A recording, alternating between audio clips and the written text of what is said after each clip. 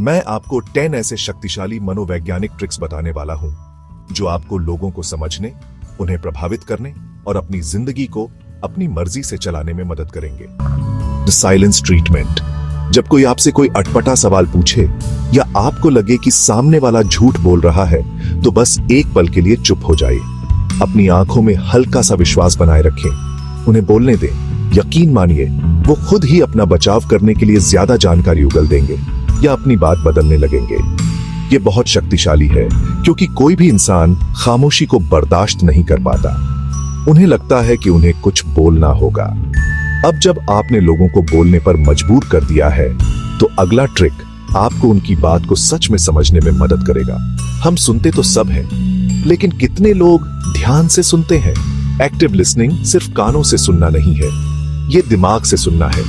जब कोई आपसे बात करे तो उसकी आंखों में देखिए, उसकी बॉडी लैंग्वेज पर ध्यान दीजिए। बीच बीच में उसके शब्दों को दोहराइए, जैसे तो आप कह रहे हैं कि आप इस प्रोजेक्ट से खुश नहीं हैं, या अगर मैं सही समझा तो आपको ये वाला रंग पसंद है। इससे सामने वाले को लगता है कि आप उसे सच में समझ रहे हैं और वो आप पर ज्यादा भरोसा करने लगता है। ये सिर्फ लोगों को प्रभावित करने का तरीका नहीं है, ये उनके साथ गहरे रिश्ते बनाने की कुंजी है। सोचिए, अगर आपके क्रश ने अचानक आपसे ये कहना शुरू कर दिया, आप मुझे इतना अच्छे से कैसे समझते हो, मजा आ जाएगा, है ना? और जब आप इतनी गहराई से किसी को समझने लगते हैं, तो अगला कदम होता है उसे ये जताना कि आप उसके साथ हैं।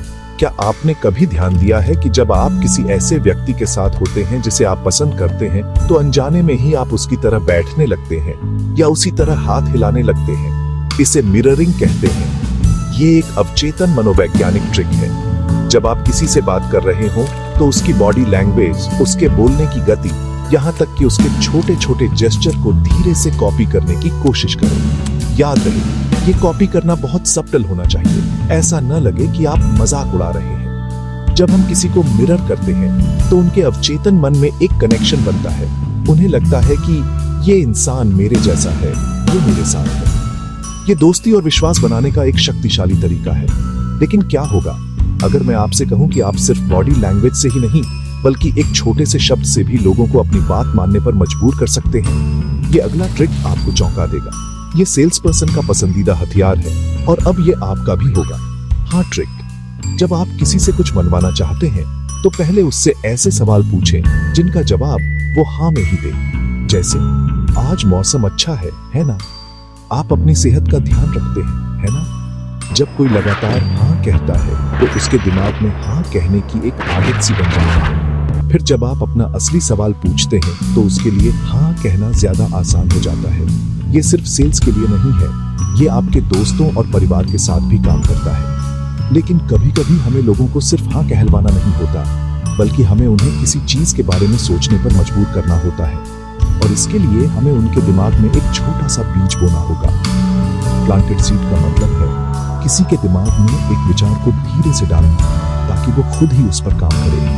मान लीजिए, आप अपने दोस्त को कोई नई मूवी देखने के लिए मनाना चाहते हैं। सीधे ये कहने के बजाय, चलो ये मूवी देखें, आप कह सकते हैं, मैंने सुना है कि वो नई साइंस फिक मूवी कितनी बढ़िया है, खासकर उसके स्पेशल इफेक्ट्स। क्या आपने उसके बारे में कुछ सुना?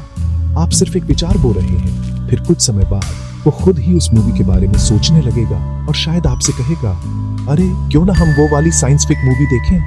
ये तब काम करता है जब आप चाहते हैं कि दूसरा व्यक्ति सोचे कि ये उसका खुद का विचार है। अरे नहीं, क्या आपने अभी अभी मुझे किसी मूवी के बारे में सोचने पर मजबूर कर दिया?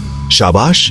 लेकिन जब आप चाहते हैं कि कोई तुरंत कोई काम करे, तो आपको एक अलग रणनीति अपनानी होगी। हम सभी को अभी कुछ करने के लिए धक्का चाहिए होता है। इसे अर्जेंसी प्रिंसिपल कहते हैं। जब आप किसी को कोई काम करने के लिए प्रेरित करना चाहते हैं, तो एक समय सीमा या एक कमी का एहसास कराएं। जैसे, ये ऑफर केवल आज के लिए है, या सीटें सीमित हैं, जल्दी करो। लोगों को डर होता है कि अगर उन्होंने अभी फैसला नहीं लिया, तो वे कुछ अच्छा खो देंगे। ये मनोवैज्ञानिक रूप से हमें तुरंत कार्य करने पर मजबूर करता है, लेकिन इसका इस्तेमाल जिम्मेदारी से करें, किसी को बेवजह डराने के लिए नहीं। अब तक हमने जाना कि कैसे लोगों को प्रभावित करें, लेकिन क्या आप जानते हैं कि आप अपनी भावनाओं को नियंत्रित करके अपनी पूरी पर्सनैलिटी को बदल सकते हैं? अगला ट्रिक आपके दिमाग का खेल है। ये जितना आसान लगता है, उतना ही शक्तिशाली है। जब आप उदास या तनाव में हो, तो बस एक नकली मुस्कान भी आपके मूड को बदल सकती है। जब आप मुस्कुराते हैं तो आपके दिमाग को संकेत मिलता है कि आप खुश हैं और वो सेरोटोनिन और एंडोर्फिन जैसे हैप्पी केमिकल्स रिलीज करता है। इससे आपका मूड बेहतर होता है और आप अधिक आत्मविश्वास महसूस करते हैं। इसे फेशियल फीडबैक हाइपोथेसिस कहते हैं। ये सिर्फ दूसरों को प्रभावित करने के लिए नहीं है, ये खुद को खुश रखने का एक शक्तिशाली टूल है। अगली बार जब आप डाउन महसूस करें तो बस मुस्कुराइए, और जब आप खुद अंदर से खुश और कॉन्फिडेंट होते हैं तो लोग अपने आप आपकी ओर आकर्षित होते हैं। लेकिन इस आकर्षण को और बढ़ाने का एक और तरीका है। सोचिए, दुनिया में सबसे प्यारी आवाज कौन सी है? आपकी खुद के नाम की। जब आप किसी से बात करते समय उसके नाम का इस्तेमाल करते हैं तो आप एक व्यक्तिगत संबंध बनाते हैं। यह उसे महसूस कराता है कि आप उसे महत्व देते हैं, कि वो आपके लिए सिर्फ एक चेहरा नहीं है। शुभम, मुझे आपकी बात समझ आ रही है, या अंजलि, क्या आप इस पर अपनी राय देना चाहेंगी? ये छोटे छोटे इशारे लोगों के दिल में आपके लिए जगह बनाते हैं और उन्हें आपके साथ जुड़ने के लिए प्रेरित करते हैं। अरे, क्या मैं आपका नाम जानता हूं? नहीं? तो अपनी प्रोफाइल पिक्चर में अपना नाम लिखिए, ताकि मैं अगली बार आपसे पर्सनली बात कर सकूं। और जब आपने लोगों के साथ इतनी अच्छी बॉन्डिंग बना ली है तो अगला कदम उन्हें अपनी बात पर विश्वास दिलाना है। हम इंसान अथॉरिटी फिगर्स पर भरोसा करते हैं, चाहे वो डॉक्टर हो, प्रोफेसर हो या कोई विशेषज्ञ। इसे अथॉरिटी बायस कहते हैं। जब आप किसी को अपनी बात पर विश्वास दिलाना चाहते हैं तो अपनी बात को किसी विशेषज्ञ के हवाले से कहें या किसी रिसर्च का जिक्र करें। जैसे रिसर्च से पता चला है कि, या वैज्ञानिकों का कहना है कि अगर आप खुद को किसी खास विषय का जानकार साबित कर सकते हैं तो लोग आपकी बात को ज्यादा गंभीरता से लेंगे। लेकिन याद रहे, गलत जानकारी का इस्तेमाल न करें। अपनी बात को हमेशा तथ्यों से पुष्ट करें।